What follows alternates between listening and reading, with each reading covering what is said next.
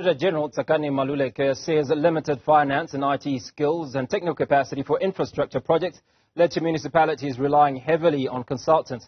According to the AG's 2021-2022 report tabled before Parliament on Wednesday, 26 Limpopo municipalities spent 263 million rand on consultants. The province received only 2 clean audits. For more on this, we're joined by Limpopo COGTA MEC Basikopo Makamu. MEC, very good evening. Appreciate your time. It would suggest from the Auditor-General's report that all this money that you spent on the consultants was futile. I mean, 200 odd million, and then only 2 of your municipalities getting clean audits. Well, it's correct that it's one issue that we're dealing with as a province to reduce the use of consultants. We do have a strategy as a province to reduce the reliance on our municipalities on use of consultants. The Office of the Premier, the Treasury, and ourselves and SALGA, we have targeted some of the municipalities. We also have got some intervals with them to try to see and help them to recruit, because you cannot necessarily just want to scrap consultants without recruiting people with the necessary skills and qualifications within the budget and Treasury office. So the main start will be for us to go all out and recruit and make sure that we get some people. We do have some of the municipalities wherein people started as interns, grew through the ranks, and become CFOs. Those are the ones that we want to build capacity and make sure that we will be able to do and reduce that. But of course, I must indicate that the amount we are using, you can't say that we are getting value of our money, because you find what a municipality has got more than 15 million utilizing as consultants, but they don't necessarily get a clean audit. But as a province, we're improving. Now, how many municipalities do you look after in your province? We have got 27 municipalities. 5 of those are district municipalities, and 22 of them are local municipalities. So you basically have a consultant in each one of those municipalities. If we almost played out the number of... Yes, I can say in almost all, but some are using them at the very minimum level. I can give an example of one municipality called Makudutamak. The preparation of the financial statements and a lot of work, VAT returns, are done in-house, so they don't necessarily use consultants. But there are other municipalities who are heavily relied on consultants to an extent that you will even ask a municipality, why did you hire a CFO? Because some of the work that you are giving to the consultants are basic that a CFO should be able to perform. We do not have to need somebody else from somewhere to come and do the work. So that's why I'm saying we have identified those municipalities. We are trying to come up with a strategy that will be able to make sure that we reduce their reliance on the use of consultants. Well, it would appear that there is a problem either way, because if you are bringing in consultants, it means that you need some form of support. If you then bring in those consultants and you still fail to get a clean report, that there is a problem. What do you think that problem is?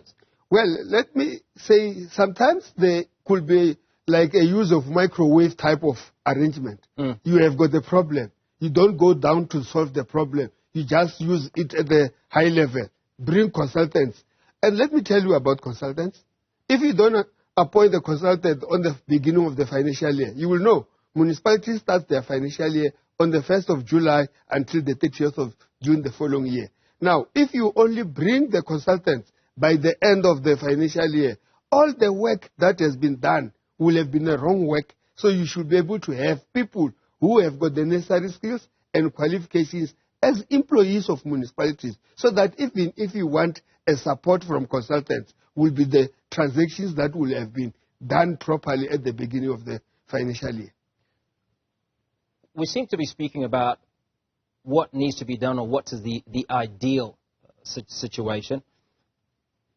But what seems to be clear, certainly from the Auditor General's report, is that there is a skills shortage, there is poor accountability, and there's poor leadership, right? And if none or only one out of a significant number of municipalities receives a clean audit, it means that we have a serious problem on our hands, or certainly you have a serious problem on your hands. So what is your strategy to deal with this issue? Because it's also, I'd assume, one of the issues that's leading to the amount of fruitless expenditure that has been talked about, which runs into the several millions of rand. Look, we are almost in the 21 years of local government in this country. And we are trying our level best to try to regulate and try to professionalize. Some of the things, there could be challenges that will come from how we started to recruit people within municipal environment. And that could be another challenge. Now we have graduated, we are seeing. That's why in my province I can talk to. Out of all the 27 municipalities, we have got the majority of them sitting on qualified and unqualified, and only 2 are sitting on a clean audit, and only 1 is sitting on a disclaimer. Now the strategy has been, and I can give an example about Villa, where they were sitting in a disclaimer.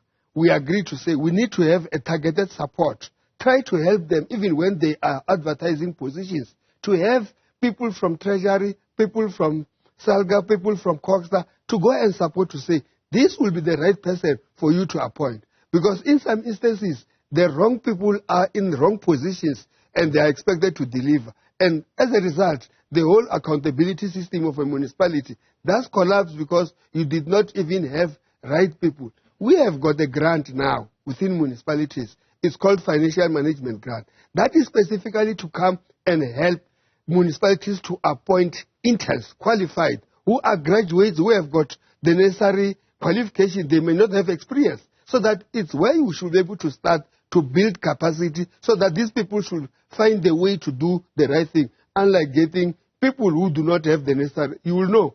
That was the challenge of the local government, that people will be appointed in senior positions, even if they don't necessarily have the necessary qualifications. But now we have graduated from that situation. We are starting to do things the right way.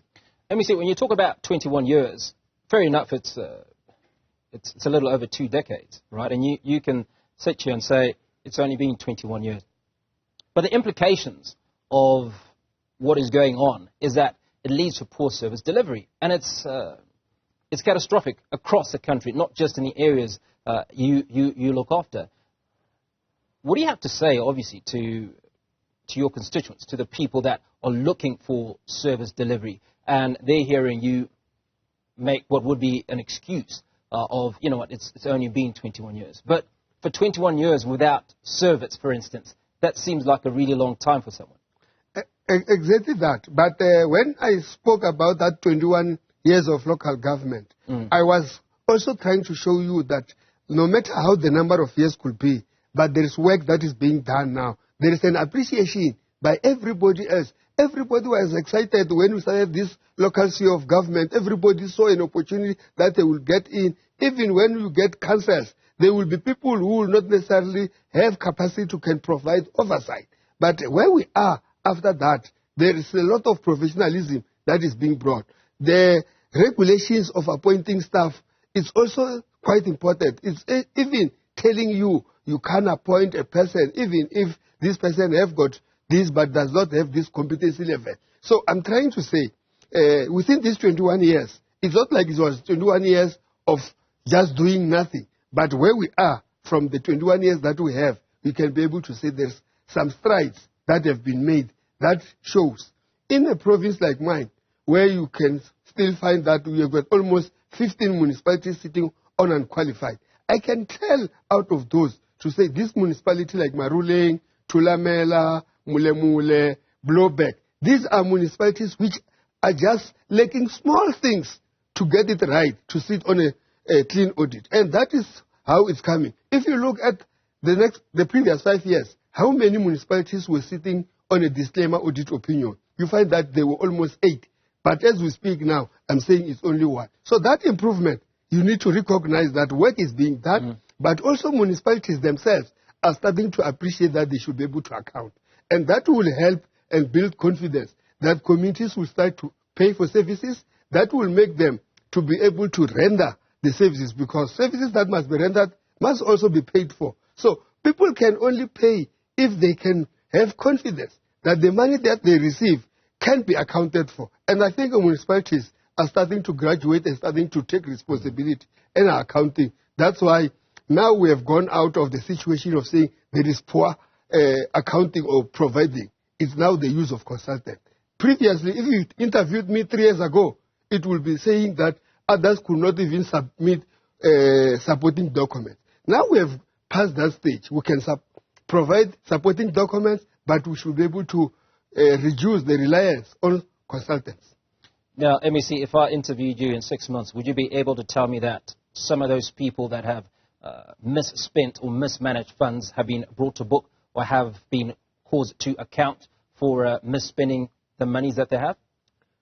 Well, I can answer in some instances, but I am not happy or satisfied that the rate at which we are taking people through disciplinary process for wrongdoing in municipalities is commensurate to the work that they are made. Because there is one thing which was here in the local government. You charge a person here today, resigns, then the other municipality appoint the very same person.